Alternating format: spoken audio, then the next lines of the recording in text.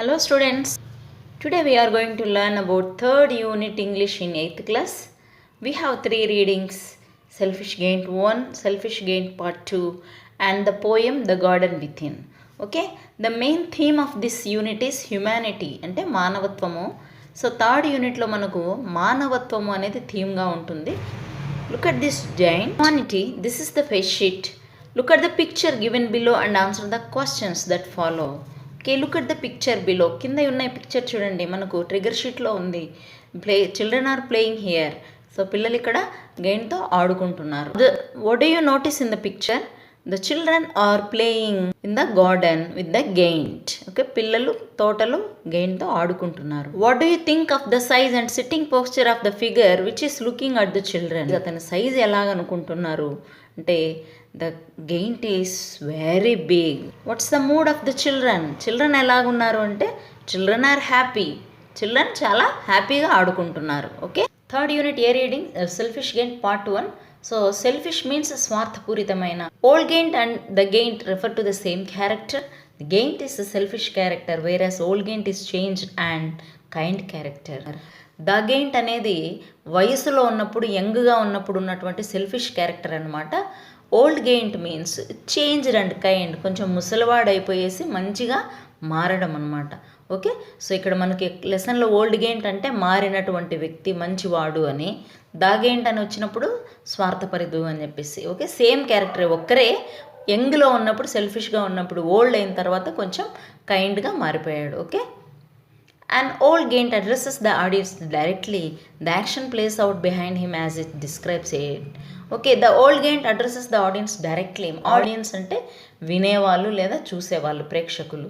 ఇక్కడ మనకు లెసన్ చెప్తున్నారు కదా, సో డైరెక్ట్గా మనకు గెయింట్ మనతోనే మాట్లాడుతున్నారు. ఆడియన్స్ మనమే అన్నమాట ఇక్కడ. ఓకే, ఎవరైతే ఈ స్టోరీ వింటున్నారో చెప్తున్నారో మనమంతా కూడా audience.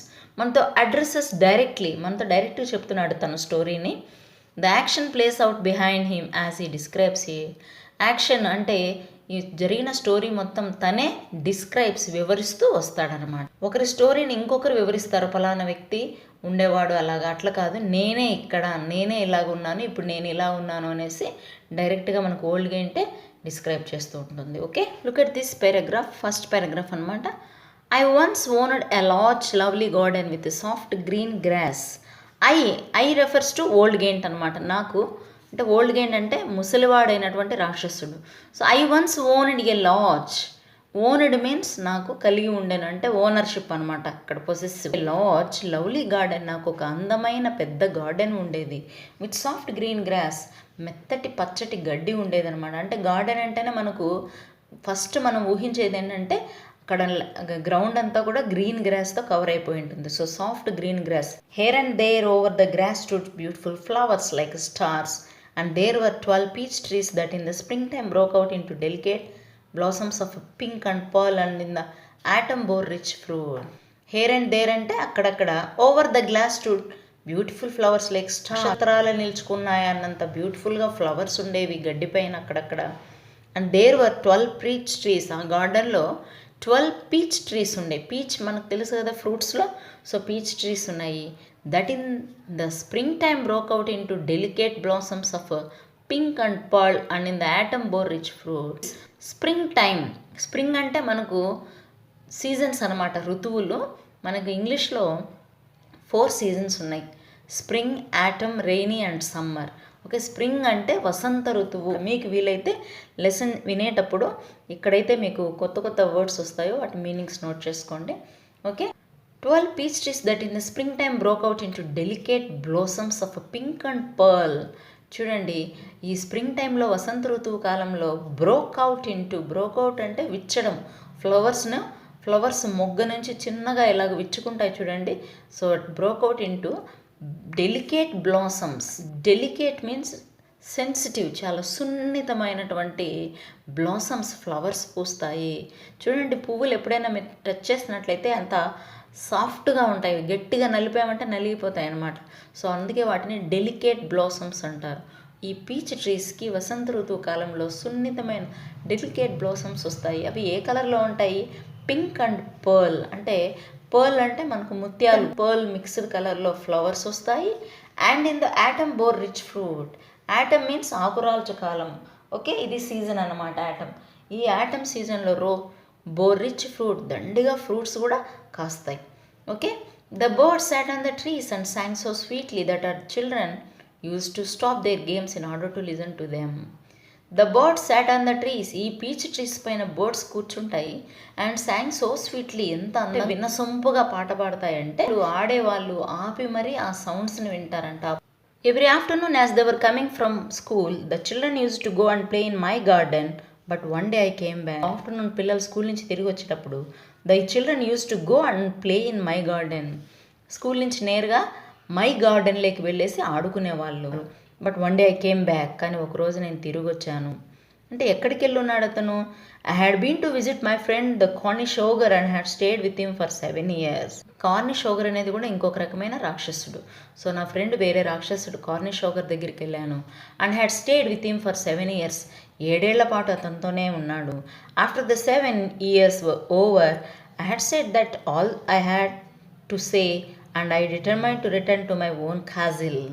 Okay, after 7 years were over, 7 ఏళ్ళు అయిపోయిన తర్వాత I had said all that I had to say, ఇంక నేను వెళ్ళాలనిపిస్తుంది. I determine to return to my own castle. డిటర్మైనడ్ అంటే పట్టుదల, కాజిల్ నా ఓన్ కాజిల్కి వచ్చేయాలని పట్టుదలగా వచ్చేసాను. ఇంటి పెద్ద భవంత్ అనమాట, లార్జ్ బిల్డింగ్.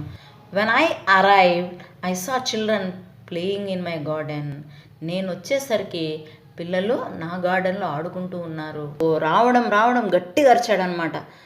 గార్డెన్లో పిల్లలు ఆడుకునే చూసి, what are you doing here, ఏం చేస్తున్నారు మీరు ఇక్కడ? ద చిల్డ్రన్ రన్ అవే, పిల్లలు పారిపోయారు.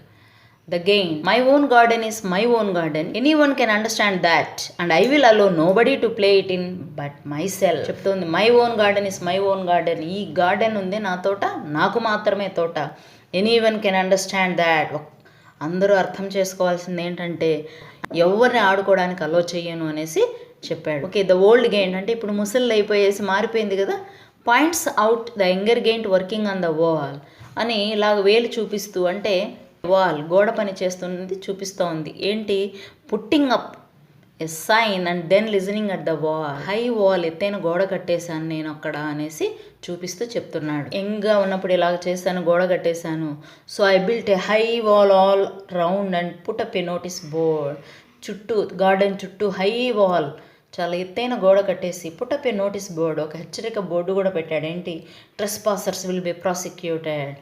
ట్రెస్ passers means persons who enter without permission, అనుమతి లేకుండా ఎంటర్ అయ్యే వాళ్ళని ట్రెస్ పాసర్స్ అంటారు. అనుమతి లేకుండా ఎంటర్ అయితే చస్తారు అనేసి బోర్డు పెట్టాడు.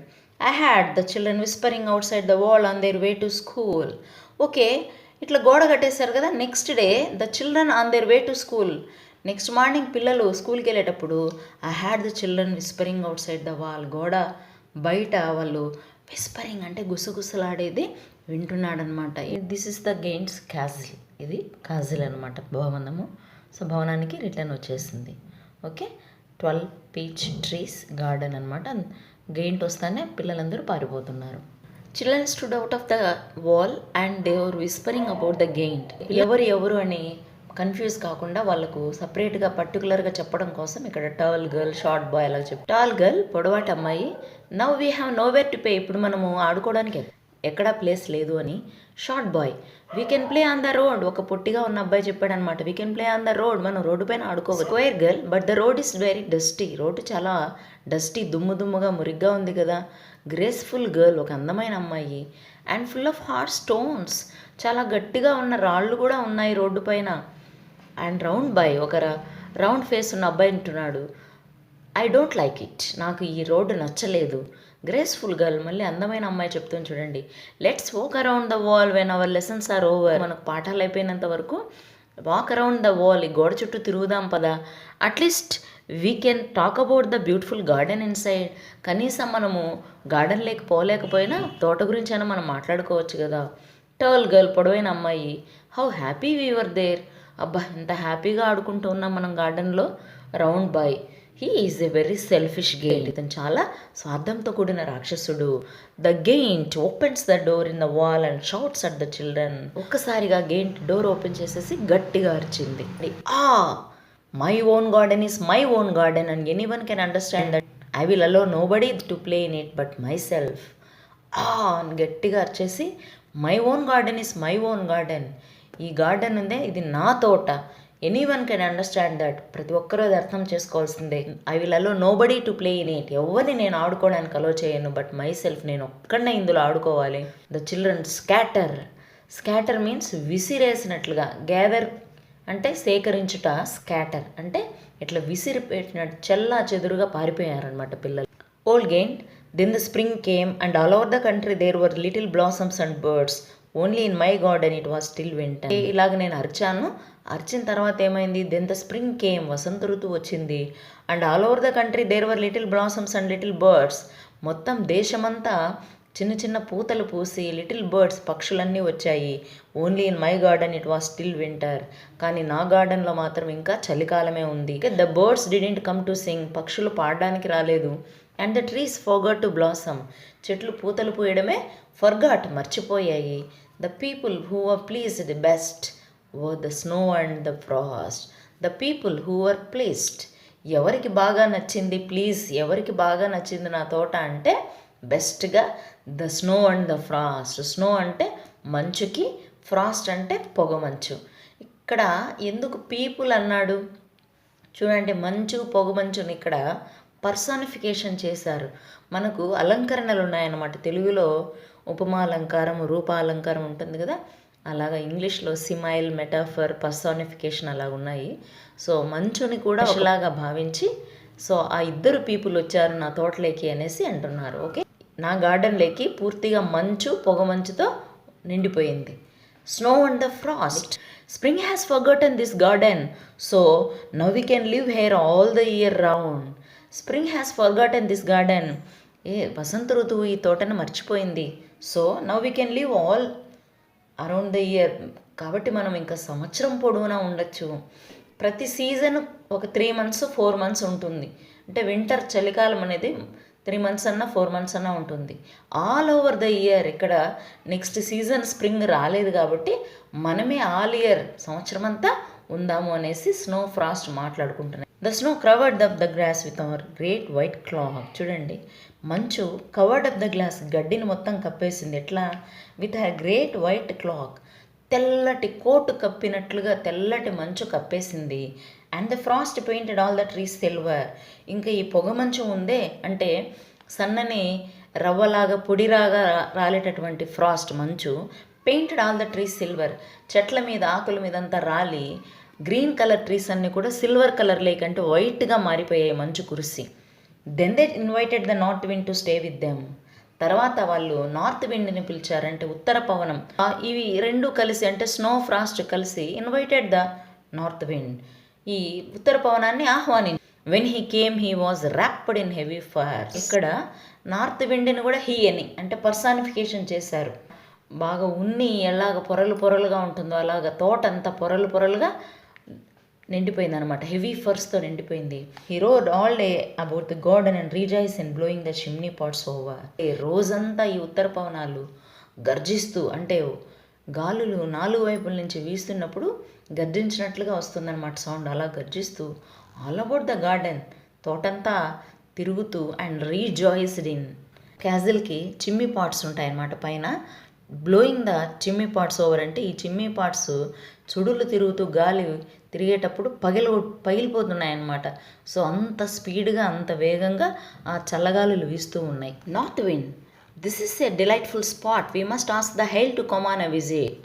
నార్త్ విండ్ అని అంటుందన్నమాట, this is a delightful spot, ఎంత అద్భుతమైనటువంటి ప్రాంతం ఇది, చాలా అద్భుతమైనటువంటి ప్లేస్.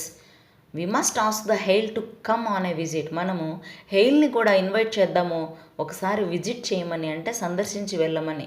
సో ఇవన్నీ కూడా snow, frost, north wind, hail ఇవన్నీ వాతావరణంలో ఉండేటటువంటి వాటిని పర్సానిఫికేషన్ చేస్తారు మనుషుల్లాగా. హెయిల్ అంటే ఏంటి, వడగళ్ళు. ఓకే, వడగళ్ళను కూడా రమ్మని చెప్తాము, బాగుంది అనేసి నార్త్ విండ్ చెప్పింది. So the old hail came, సరే వడగళ్ళు వచ్చాయి. Every day for 3 hours he rattled on the roof of the castle till he broke most of the slates and then he ran round and round the garden as fast as he could go. Okay, so the old hail came, so వడగళ్ళు వచ్చాయి. Every day for 3 hours 3 గంటల పాటు ప్రతిరోజు he rattled on the roof of the castle. చూడండి, వడగళ్ళు అంటే ice cubes లాంటి వర్షం అన్నమాట. భవనానికి ఉన్నటువంటి పలకలు పెంకులన్నీ కూడా బ్రోక్, పగిలిపోయాయి. And then he ran round and round the garden as fast as he could go. ఎంత వేగంగా వీలైతే అంత వేగంగా గార్డెన్ మొత్తం తిరిగింది.